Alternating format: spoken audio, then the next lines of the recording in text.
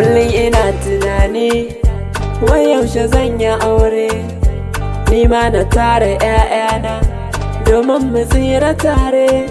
Baby ya kike? Lafiya lau nake honi ya kake? Ni ma ina lafiya mai fatan wake. Wai ina ka shiga ne baby? Wallahi baby makaranta ce ta rike ni. Okay baby ina da magana fa da kai. Ba matsala to ina sauraron ki yanzu. Me yasa idan nayi magana aure baka so? Kan bala'i. Mai dan acaba ka sani ƙawata mai mana fata ya aure.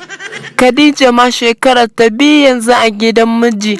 Aisha fa har da 'ya'ya biyu. Ayya kice duka sun yi aure, kin san komai nufin Allah ne fa. To baby kai wani irin tanadi kake mana a bikin mu da kai idan ya zo? Ki zama boko ni na zama haram, mu haɗa baman soyayyen mu kawai baby da ke. Ai na daɗe da zama igiya, kai kuma ka zama guga, amma har yanzu ba mu jawo ruwan ƙauna ba. Banda abinki baby akwai lokacin da zan zama mai, ke kuma ki zama albasa, mu haɗu mu soye juna. Ka manta lokacin da na zama kuli-kuli, kai kuma ka zama rogo, amma har yanzu ba mu kwaɗe juna ba. Kai dan Allah baby kin cika rigima, wai me kike so ki sani yanzu iye? So nake na ji wai yaushe zaka turo gidanmu. Wallahi baby na yi istihara amma har yanzu ban ga haske ba a kanki. To kawai a haska da fitila.